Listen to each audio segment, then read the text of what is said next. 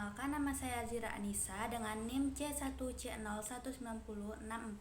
Saya dari kelas R9, Prodi Akuntansi, Fakultas Ekonomi dan Bisnis, Universitas Jambi. Pada video kali ini saya akan menjelaskan materi mengenai Islam dan Syariah Islam. Untuk lebih lengkapnya, silakan simak video berikut ini. Adapun pembahasan yang akan saya bahas pada materi kali ini adalah yang pertama makna Islam, yang kedua dasar-dasar ajaran Islam, yang ketiga hukum Islam, dan keempat sasaran hukum Islam. Untuk materi pertama saya akan membahas makna Islam. Makna Islam dari sisi bahasa kata Islam berasal dari kata as-salam yuslimu islan yang artinya tunduk dan patuh. Akan tetapi, makna Islam itu sendiri secara terminologi tidak bisa dikatakan sekedar tunduk patuh saja. Dia sudah menjadi istilah khusus dalam kalanah kosakata dasar Islam.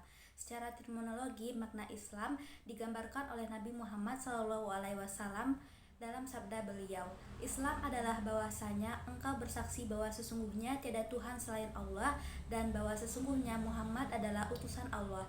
Engkau menegakkan salat, menunaikan zakat, melaksanakan saum Ramadan, dan menunaikan ibadah haji ke Baitullah jika engkau berkemampuan melaksanakannya. Oleh karena itu, kata Islam artinya adalah agama yang dibawa oleh Nabi Muhammad SAW, Nabi terakhir. Agama Islam berbeda dengan agama-agama lain yang ada saat ini dan diyakinkan oleh umat Islam sebagai kelanjutan dari agama para nabi sebelum Nabi Muhammad SAW, yang tidak lain Nabi terakhir. Inti dari ajaran Nabi adalah tauhid, yaitu tindak mengesahkan Allah Subhanahu wa Ta'ala disertai sikap pasrah, tunduk, dan patuh kepada Allah sebagai syarat mutlak bagi seorang untuk disebut sebagai seorang muslim. Nah, untuk materi kedua kita akan membahas dasar-dasar ajaran Islam yang terdiri dari akidah, syariah, dan akhlak. Akidah. Kata akidah berasal dari bahasa Arab yaitu akad, yang berarti ikatan. Menurut ahli bahasa, akidah adalah perjanjian yang teguh dan kuat terpatri dalam hati dan tentram di dalam lubuk hati yang paling dalam. Jadi akidah ini bagian ikatan perjanjian yang kokoh dan tentram jauh di dalam lubuk hati sanubari manusia. Oleh karena datang dari sang pencipta, pemilik, pemelihara, dan penguasa alam semesta, akidah bersifat kokoh dan tidak berubah sejak manusia pertama Nabi Adam sampai akhir zaman, selama tidak ada penyimpangan yang dibuat oleh manusia. Substansi dari akidah adalah keimanan, sebagaimana diterangkan dalam rukun iman atau pokok-pokok keimanan Islam. Yang pertama, iman kepada Allah adalah sebuah keimanan atau keyakinan akan adanya Allah Subhanahu wa Ta'ala dan kekuasaannya yang disertai dengan kesiapan dan kerelaan untuk taat dan patuh ke semua ketentuan Allah Subhanahu wa Ta'ala. Yang kedua, iman kepada para malaikat adalah sebuah keimanan terhadap keberadaan para malaikat. Yang ketiga, iman kepada kitab-kitab otentik yang diturunkan oleh Allah Subhanahu wa Ta'ala kepada rasul-rasulnya, yaitu Zabur, Taurat, Injil, dan Al-Quran. Yang keempat, iman kepada para nabi dan rasul, pembawa risalah Allah Subhanahu wa Ta'ala bagi umat manusia yang wajib diimani adalah 25 nabi. Yang kelima, iman kepada hari akhir menjadi penting karena dengan keimanan yang benar terhadap hari akhir ini, manusia diharapkan dapat lebih mampu mengendalikan diri dalam kesehariannya. Dan yang terakhir adalah iman kepada qadar dan qadar akan menjadikan manusia senantiasa untuk selalu ikhlas dan menerima terhadap ketetapan Allah Subhanahu wa Ta'ala.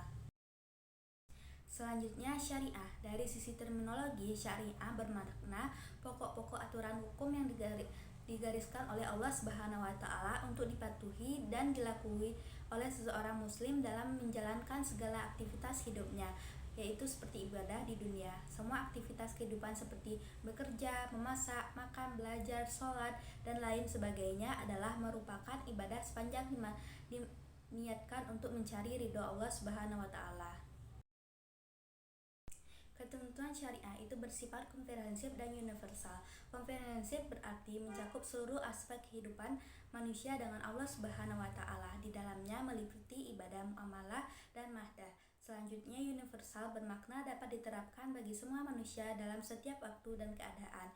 Sifat universal tersebut akan terlihat lebih jelas dalam aturan mengenai muamalah. Seperti ketika Allah mengharamkan babi dan tiba, maka haram untuk seluruh manusia sejak dari zaman Nabi Muhammad SAW sampai dengan akhir zaman. Selanjutnya mengenai akhlak. Akhlak sering juga disebut sebagai ihsan dari kata bahasa Arab hasan yang berarti baik. Definisi ihsan menurut Nabi Muhammad SAW, ihsan adalah engkau beribadah kepada Tuhanmu seolah-olah engkau melihatnya sendiri. Kalaupun engkau tidak melihatnya, maka ia melihatmu. Riwayat hadis riwayat Muslim. Melalui ihsan, seorang akan selalu merasa bahwa dirinya dilihat oleh Allah Subhanahu wa taala yang mengetahui, melihat, mendengar sekecil apapun perbuatan yang dilakukan oleh seseorang, walaupun dikerjakan di tempat tersembunyi. Bahkan Allah Subhanahu wa taala mengetahui segala pikiran dan lintasan hati makhluknya. Dengan demikian, kesadaran seperti ini seseorang mukmin akan selalu mendorong untuk berperilaku baik dan menjauhi perilaku buruk.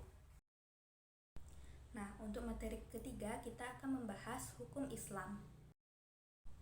Selanjutnya, hukum Islam. Hukum Islam secara istilah disebut juga hukum syara, adalah hukum Allah yang mengatur perbuatan manusia yang di dalamnya mengandung tuntutan untuk dikerjakan atau ditinggalkan, atau pilihan antara dikerjakan atau ditinggalkan oleh para mukallaf. Hukum syara hanya dapat diambil dari sumber-sumber hukum Islam, yaitu Al-Quran, Sunnah, Ijma', dan Qiyas.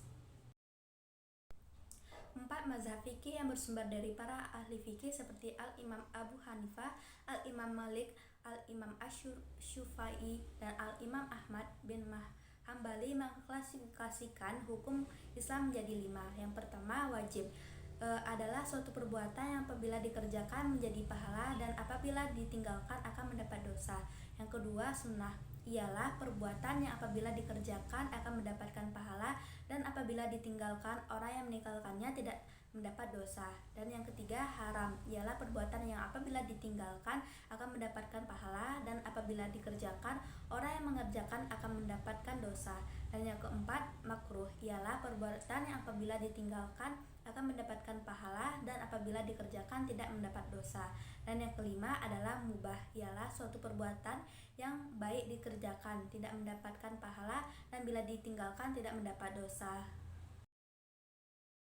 Nah, untuk materi terakhir adalah sasaran hukum Islam. Yang pertama, penyucian jiwa. Penyucian jiwa dimaksudkan agar manusia mampu berperan sebagai sumber kebaikan bukan sumber keburukan bagi masyarakat dan lingkungannya. Selanjutnya, menegakkan keadilan dalam masyarakat.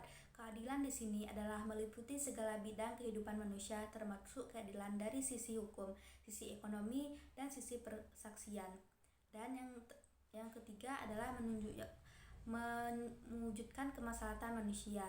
Mewujudkan kemaslahatan manusia di dalam Islam dikenal sebagai maqasidus syariah, tujuan syariah.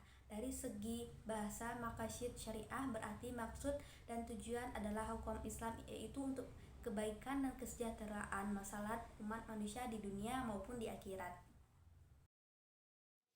Nah, hanya itulah materi yang dapat saya sampaikan. Apabila terdapat kekurangan, saya mohon maaf. Saya akhiri dengan mengucapkan wassalamualaikum warahmatullahi wabarakatuh.